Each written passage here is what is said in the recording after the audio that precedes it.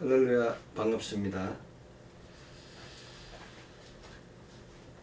오순절로 네 번째 주일, 오늘 저는 빛의 자녀들처럼 행하라는 제목으로 하나님께서 우리에게 주신 영적 인사이트를 전가하고자 합니다. 사랑하는 성도 여러분, 세상이 점점 어두워지고 있습니다. 하나님의 공의가 흐려지고 있으며 하나님의 사람들이 하나님의 전을 떠나가고 있습니다. 그러나 이것은 새로운 일이 아닙니다. 인류의 역사는 빛과 어둠이 끊임없이 교차하는 영적 전쟁의 역사입니다. 믿음의 사람들이 깨어서 기도하고 거룩함을 지킬 때 세상은 밝아졌고, 기도가 식어지고 경건의 향기가 사라질 때 세상은 다시 어둠 속으로 기울어졌습니다. 그러나 놀라운 사실은 어둠이 짙어질수록 하나님의 빛은 더 선명히, 더 아름답게 드러난다는 사실입니다. 하나님께서는 언제나 절망의 시대에 소망을 주셨고, 흑암이 깊어질 때마다 빛을 보내셨습니다. 그래서 이사야 선지자는 선포합니다. 오늘 구약성서 본문 이사야 9장 2절, 흑암에 행하던 백성이 큰 빛을 보고 사망의 그늘진 땅에 거주하던 자에게 빛이 비치도다. 이 얼마나 놀라운 말씀입니까? 흑암에 행하던 백성이 본 큰 빛, 사망의 그늘진 땅에 거주하던 자에게 비친 빛, 그것이 바로 하나님의 구속사입니다. 세상의 빛 되시는 그리스도 예수를 이 땅에 보내셔서 우리를 구속하시고 대속하시고 온전히 인도하시는 역사가 지금 이 시간에도 계속되고 있습니다. 아멘. 사랑하는 성도 여러분, 세상이 어두워질수록 하나님께서는 빛의 사람들을 세우시고, 절망이 깊어질수록 은혜의 통로를 열어가고 계십니다. 안타까운 것은 세상의 어둠보다 교회의 빛이 약해지는 것입니다. 주님께서는 우리를 세상의 빛과 소금으로 부르셨지만, 오늘날 많은 성도들이 세상을 변화시키기보다 세상의 영향을 받고 있습니다. 아니, 오히려 물들어 가고 있습니다. 사랑보다 판단이 앞서고 이해보다 정죄가 앞서며 화해보다 다툼이 앞서는 모습들이 선명하게 나타나고 있습니다. 사람의 생각과 사람의 말은 한계가 있습니다. 인간의 언어는 불완전하며 인간의 판단은 언제나 부분적입니다. 그래서 자신의 생각이 옳다고 여기는 순간 갈등이 생기고 판단이 생기고 다툼이 생기는 것입니다. 그래서 가족 간에 다툼이 많고 오해가 많고 불화가 많은 것입니다. 각기 소견대로 옳다가 주장하고, 또 밖에 가서 형제들을, 가족들을 욕하는 사람들이 너무너무 많습니다.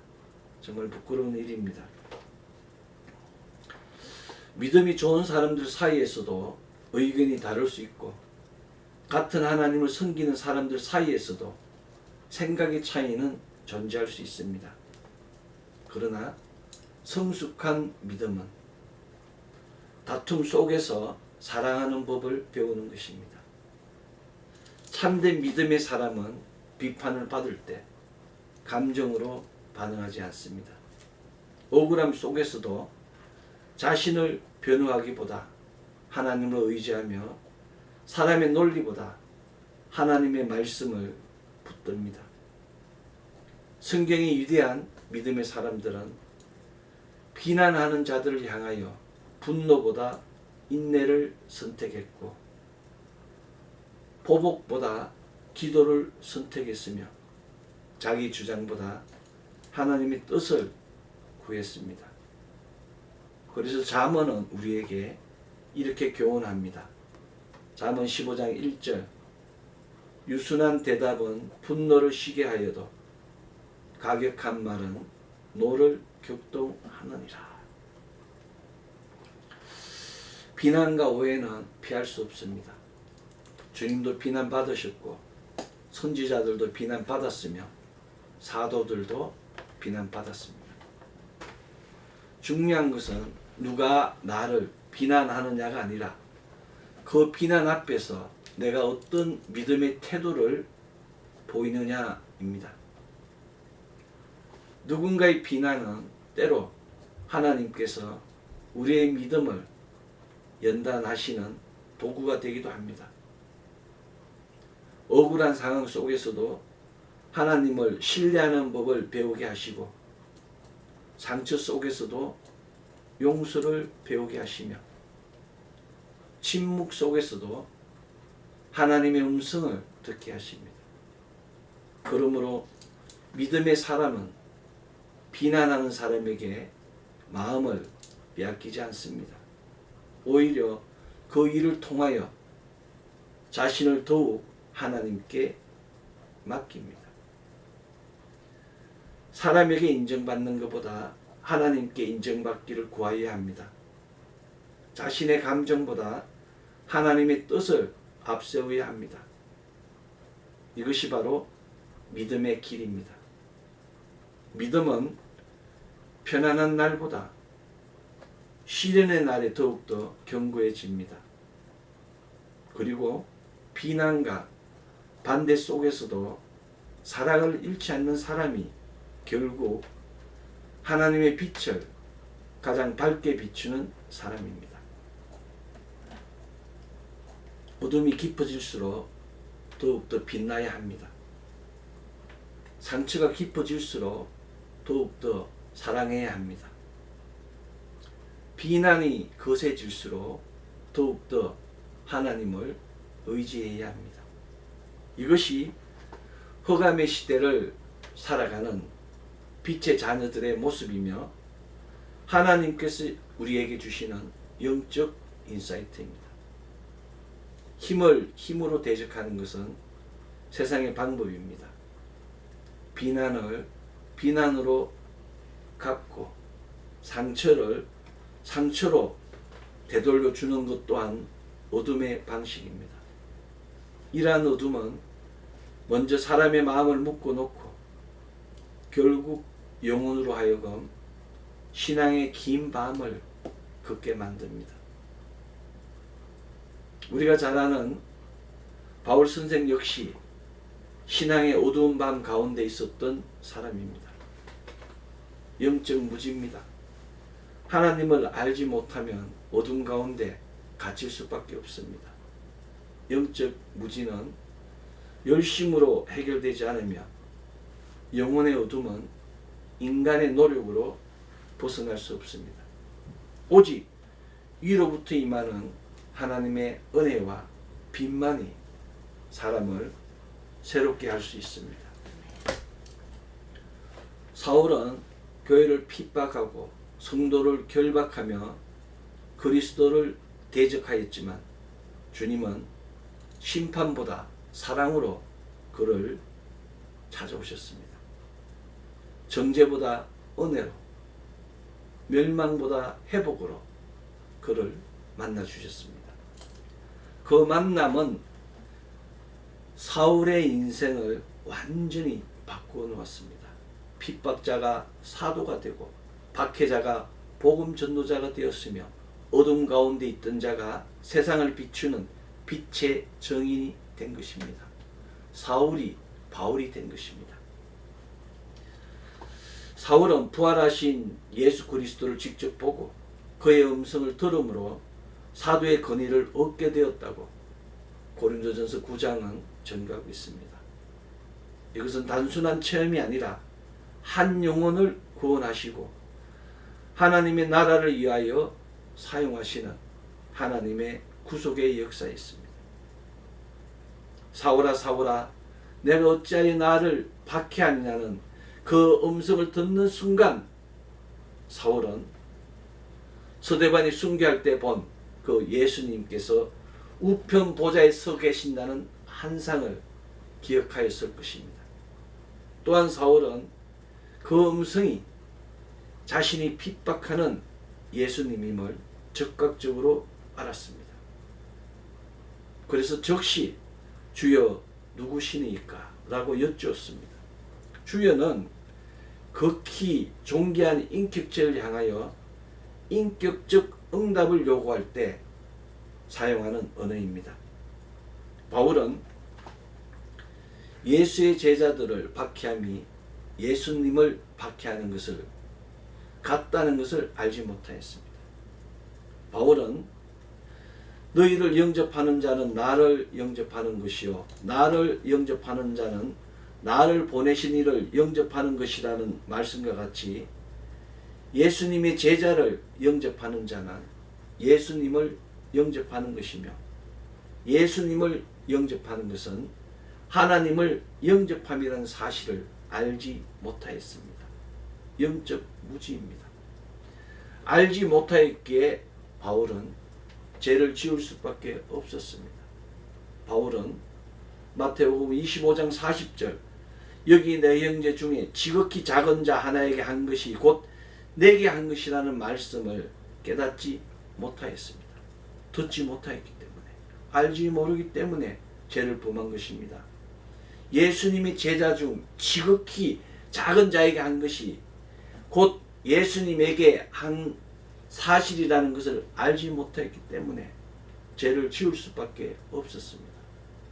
바울은 이 지극히 작은 자 하나에게 하지 아니한 것, 곧 내게 하지 아니한 것이라는 마태복음 25장 45절의 말씀과 같이 지극히 작은 자에게 하지 않은 것이 곧 예수님에게 하지 않은 것임을 알지 못하였기 때문에 죄를 지을 수밖에 없었습니다. 사울은 예수님의 공생의 시절 동안 함께하지 않았기에 이러한 진리를 알지 못하였습니다. 영적 무지입니다. 결국 자기도 모르는 사이에 자기 생각, 자기 믿음, 자기 확신으로 핍박자가 되고 즉 그리스도가 된 것입니다. 함께할 수 없는 바울을 찾아오신 예수님께서는 열정과 자기애로 충만한 바울을 신앙의 어두운 밤이 아닌 육체의 어두운 밤을 갖게 하기 위하여 아무것도 보지 못하게 하였습니다. 바울의 자만은 허언을 부르고 바울의 허언은 다메섹 도상에서 거꾸로 지는 장님이 되는 멸망을 자초하였습니다. 분노와 혈기와 살기로 가득 찬 바울의 육체적 눈은 결국 깜깜한 밤 장님의 눈이 되었습니다. 주님께서는 바울에게 먹지도 마시지도 보지도 못하는 3일간의 기간을 주시고 자신을 돌아볼 시간을 주셨습니다. 육체의 눈의 어둠이 찾아오면 사물을 보지 못하며 방향을 알지도 못합니다. 신앙의 어둠 역시 마찬가지입니다. 영적 눈에 어둠이 덮이면 진리를 분별하지 못하며 행할 바를 알지 못하며 결국 사단 마귀의 밥이 될 수밖에 없습니다. 똑똑하다고 자부하는 바울의 인생은 신앙의 어두운 밤속에 묶인 곧 도살당할 통통한 양에 불과했습니다. 신앙의 어두운 밤속에 있는 바울은 진리가 무엇인지 분별할 능력이 없었으며 어떻게 살아야 할지 방향 감각을 잃었기에 앞뒤를 모르고 그렇게 예수 믿는 자를 박해한 것입니다. 산에 사는 멧돼지와 같이 온갖 밭을 사람들이 먹는 밭을 짐승들을 사람들을 공격하고 핍박하고 훼손한 것입니다. 그러나 똑똑하다고 자부하는 바울이지만 예수님을 만나는 순간 지금까지 살아온 모든 것이 무너졌으며 또 어떻게 살아갈지도 모르는 절망과 후회 속에 쌓일 수밖에 없었습니다. 주님께서는 바울에게 너는 일어나 시내로 들어가라고 명하셨습니다. 주님의 이 말씀은 주님께서 바울을 사용하시겠다는 강한 선포이셨습니다. 바울은 이 사건을 통하여 주님께서 자신을 찾아오신 목적이 사도행전 26장 14절로 15절 일어나 너의 발로 서라 내가 내게 나타난 것은 곧 내가 나를 본 일과 장차 내가 내게 나타날 일에 너로 종과 정의를 삼으려 함이라고 증거하며 사도됨의 정당성을 주장하였습니다. 내가 행할 것. 이 말씀은 부활하신 예수님께서 사울을 쓰시기 위하여 이미 예정된 계획이 있음을 예표합니다. 이것은 사울의 의사와 관계없이 예수님께서 이 바울을 자신의 제자로 지명하여 선택하셨음을 가리킵니다. 지금 우리 중에 아니 우리가 알지 못한 사람 중에 신앙의 어두운 밤을 걷는 사람이 있을 수도 있습니다. 육체적 공고함, 영적 황폐함, 심령의 막막함 속에서 어떻게 해야 될지를 모르고 그저 기도원을 다니며 자신 속에 있는 그 답답함을 토하는 사람도 있을 수도 있습니다. 말씀을 먹고 묵상할 수도 있습니다. 중요한 것은 자신을 인정해야 된다는 것입니다. 내가 죄인이라는 것, 모든 것이 내 탓이라는 그 놀라운 선언이 있기 전에는 하나님 만날 수가 없습니다. 예수님의 은혜를 경험할 수 없게 되는 것입니다. 바울은 먹지도 보지도 못하는 그 3일간 자신을 들여다보고 하나님께 모든 것을 내려놓았을 것입니다. 그 결과 하나님께서는 바울을 위대한 주의 종으로 들어 사용하신 것입니다. 하나님께서 사람을 사용하시는 방법은 이처럼 바울을 먼저 부르심과 같이 사람을 먼저 부르십니다. 그리고 부르신 다음에 행할 것을 일러주시는 것이 하나님의 법입니다. 그 하나님의 콜링을 받고 무조건 자기 생각으로 하는 것이 아니라 하나님의 다음 음성이 떨어질 때까지 내가 행할 바, 그 행할 것을 말씀하시기 전까지 그 부르신 자리에서 잠잠히 기도하며 기다려야 하는 것입니다. 이것이 믿음의 로드맵입니다. 하나님께서는 우리를 하나님의 아들로 그리스도 아름다운 신부로 하나님의 군사로 부르셨습니다. 어떤 사람은 하나님의 아들 그 단계를 벗어나지 못한 사람이 있을 수도 있습니다. 하나님의 아들의 단계를 넘어 그리스도의 아름다운 신부의 단계로 온 사람도 있을 것입니다. 그런데 마지막 기착점은 하나님의 전신갑주를 입은 하나님의 군사입니다. 빛의 자녀들처럼 어둠을 향하여 영적 전쟁을 치르는 하나님의 군사가 되어야 됩니다. 지금 하나님께서는 우리를 세상의 빛과 소금으로 세우시고 그 일을 행하라고 명하셨습니다. 이름 없는 덜풀, 덜꽃 하나조차도 존재하는 의미가 있습니다. 덜꽃과 덜풀이 있을 때 덜이 메마르지 않으며 가뭄을 예방하며 산사태를 막을 수 있기 때문입니다. 하늘을 나는 참새가 머리에 똥을 싸는데도 섭리가 있음을 기억해야 합니다. 그 똥 속에 들어있는 생명의 씨가 온 들을 푸르게 하기 때문입니다. 이름 없는 덜풀, 덜꽃, 날아다니는 참새 한 마리에도 하나님의 일반 은혜가 있는데 하물며 특별 은혜를 받은 우리는 얼마나 받은 섭리가 깊고 심오하겠습니까? 우리가 살아가는 목적이 잘 먹고 잘 사는 것이 아니라 구속사의 받침이 되기 위함입니다. 장차 벌어질 엄청난 심판에 대비해 한 영혼이라도 구원의 복음을 전파해야 한다는 그 소명을 안고 우리는 살아가야 합니다. 지금 혹시 신앙의 어두운 밤 속에 있는 사람이 있다면 잠잠히 기다리면 됩니다. 옷을 아무리 입어도 더운 줄을 모르고 아무리 먹어도 배가 고프며 아무리 많은 책을 읽어도 갈망할 수밖에 없는 것이 인간의 숙명입니다. 그것이 인생입니다. 갑자기 건강하던 사람이 갑자기 숟가락을 놓고 곳곳에 호흡이 떨어지는 경우도 있습니다. 그것이 인간의 운명입니다. 한 치 앞을 장담할 수 없는 것이 우리 세상입니다.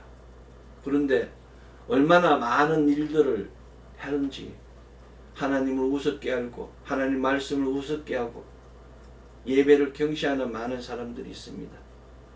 위험한 일입니다. 지금 깜깜하고 긴 터널에 그 속에 잠겨 있을 수도 있습니다.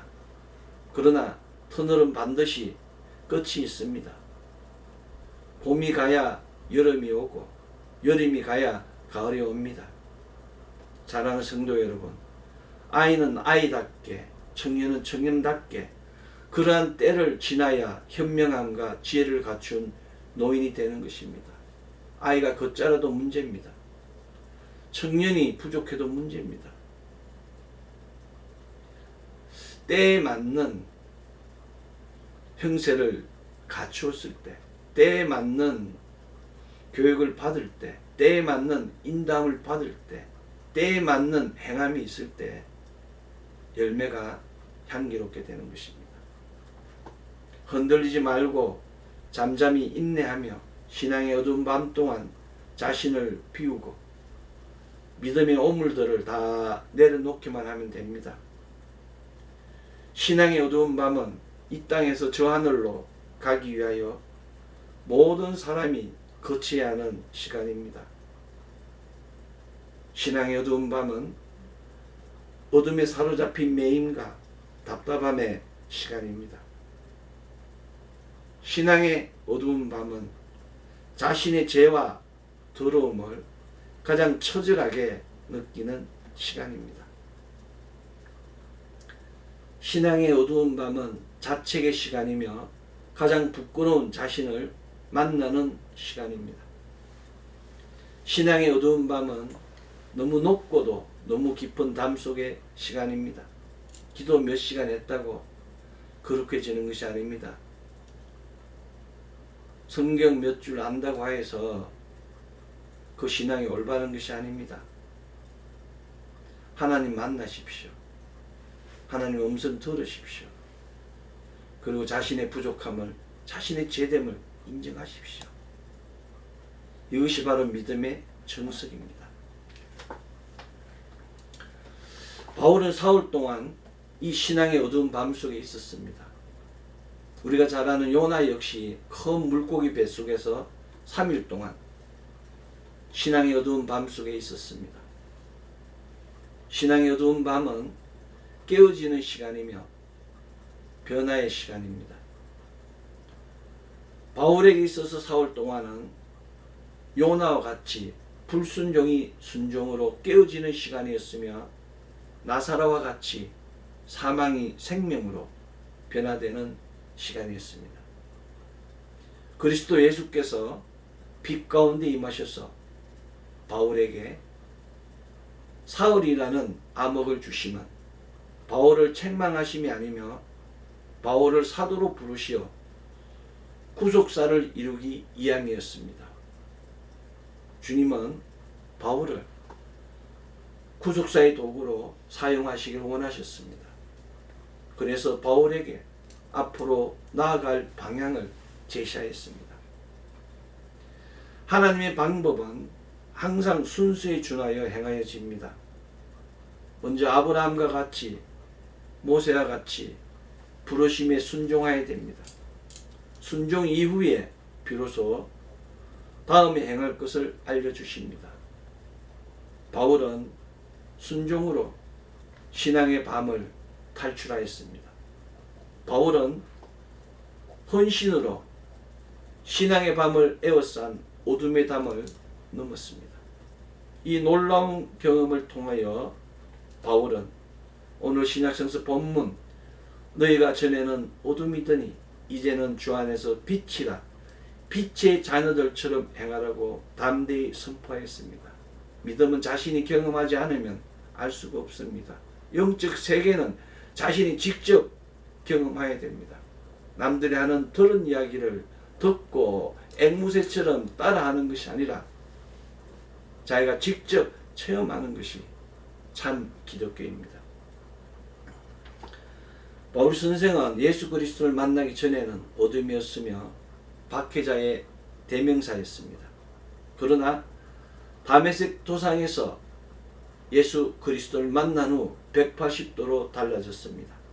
이것이 바로 믿음의 변화입니다. 믿음의 표적인 것입니다. 빛이 임하면 흑암이 떠나갑니다. 어둠은 빛을 이길 수 없기 때문입니다. 구원은 이렇게 죄악으로 두려움 가운데 있는 바울처럼 그 바울에게 임한 거룩한 빛의 표적과 함께 임합니다.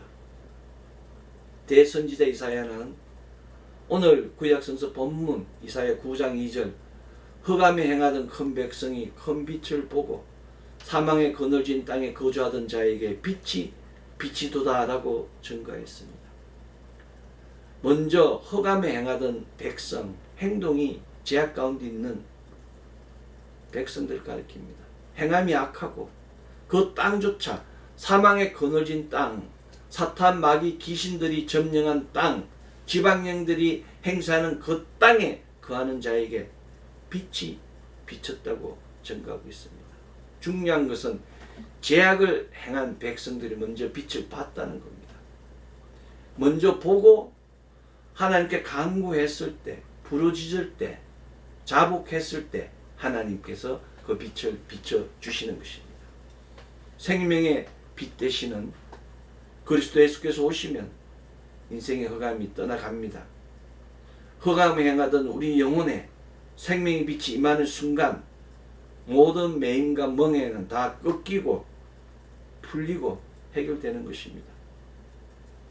흑암에 행하던 우리 영혼에 생명의 빛이 임하는 순간 사망의 그늘진 땅이 푸른 초장으로 우리 인생의 강야와 사막이 실만한 물가로 변하는 표적이 일어납니다. 시간은 되돌릴 수 없습니다. 그러나 미래는 얼마든지 바꿀 수 있습니다. 생명의 빛이 넘치는 믿음을 만드십시오. 오늘 신약성서 본문 에베소서 5장 8절 너희가 전에는 어둠이더니 이제는 주 안에서 빛이라 빛의 자녀들처럼 행하라. 이 말씀처럼 생명의 빛이 되어서 빛의 자녀들처럼 행하고 구령을 호령하는 하나님의 사자가 되어야 합니다. 생명의 빛이 넘치는 믿음을 가진 자, 빛의 자녀들처럼 행하는 자는 무명한 자 같으나 유명한 자며 죽은 자 같으나 살아있는 자며 근심하는 자 같으나 항상 기뻐하는 자며 가난한 자 같으나 많은 사람을 부유하게 하는 자며 아무것도 없는 자 같으나 모든 것을 가진 자입니다. 우리는 모두 빛입니다. 주 안에서 빛이고 따라서 우리 모두는 주 안에서 빛의 자녀들처럼 행하여야 합니다. 심판의 시간이 점점 앞당겨지고 있습니다. 성령님 인정하고 성령님 의지하여 생명의 빛 되시는 믿음을 단단하게 만드십시오. 전적으로 성령님이 인정하고 성령님 의지할 때 연약함이 강건함으로 부족함이 풍성함으로 다툼이 평화로 낮아짐이 높아짐으로 변화되는 놀라운 역사를 경험하게 됩니다. 할 수 있거든이 무슨 말이냐? 믿는 자에게 능히 하지 못할 일이 없느니라 이 말씀을 믿고 세상의 헛된 것, 눈에 보이는 부귀만을 쫓지 마십시오. 결국 무너지게 됩니다. 지금 세상을 내려놓고 나를 믿는 자는 성경의 이름과 같이 그 배에 생수의 강이 흘러나오리라는 이 생수의 강물에 집중해서 생명의 빛이 충만한 믿음의 그릇 안에 담긴 하나님의 귀한 자녀, 그리스도 아름다운 신부, 하나님 군사로서 소명 다하는 우리 모두 되기를 소망합니다. 지금 이 시간 우리 모두가 생명의 빛이 넘치는 믿음의 사자가 되어서 어둠의 지역, 동토의 지역, 해가 뜨지 않는 어둠에 사로잡힌 자들의 심령, 삶, 사회 가운데 말씀과 사랑을 전하는 놀라운 역사가 차고 넘치기를 소망합니다. 오순절 네 번째 주일, 신앙의 어두운 밤이 숫돌이 되고 용광로가 되어서 단단하고 부유한 생명의 빛이 넘치는 믿음을 만들며 주님 원하시는 빛의 자연을처럼 행하는 놀라운 역사를 통하여 영혼이 잘되고 범사가 잘되며 강건한 역사가 차고 넘치는 가정, 자녀, 기업 되기를 소망합니다. 네. 기도하겠습니다. 사랑, 은혜와 자비가 풍성하신 아버지 하나님 감사합니다. 2016 오순절로 네 번째 주일 부족한 우리들을 불러주셔서 주 안에 빛되게 하시고 빛의 자녀들처럼 행하게 하심에 감사드립니다. 오늘 우리에게 거룩한 기름부음을 통하여 하나님의 전신갑주를 입은 하나님의 군사로서의 소명을 다하는 우리 모두 되게 하여 주시옵소서. 빛의 자녀들처럼 행함에 부족함이 없는 권능과 권세를 더하여 주시고 또 하나님께서 주시는 각종 은사와 은혜, 은총을 통하여 그리스도를 증거하는 하나님 나라를 확장하는 놀라운 역사가 차고 넘치기를 소망합니다.